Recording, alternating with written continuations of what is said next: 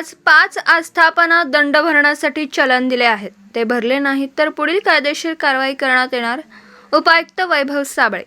पंचमुखी Maruti road, ST stand परिसर, Herbert road, Sangli police station, Kapadpeth येथे सर्व दुकानदारांनी इंग्रजीमध्ये फलक लावले असल्याने मराठीमध्ये दर्शनी फलक लावणं बंधनकारक आहे. उपायुक्त वैभव साबळे, सहाय्यक आयुक्त सहदेव कावडे यांच्या नेतृत्वाखाली वरिष्ठ स्वच्छता निरीक्षक युनुस बारगीर आणि स्वच्छता निरीक्षक धनंजय कांबळे अतिक्रमण कर्मचारी यांनी वरील कार्यवाही केली आहे. 1. Golden gym sports and supplement. 2. ADI computers. 3. Happy medical. 4. Cambridge cloth centre. 5. Hotel Shivneri या आस्थापना असून यांना दंड भरण्यासाठी चलन दिलं. त्यांनी ते भरणं आवश्यक असून ते भरले नाही तर पुढील कायदेशीर कारवाई करण्यात येणार. शहरातील सर्व आस्थापना यांनी मराठीमध्ये फलक लावणं कायद्याने बंधनकारक आहे.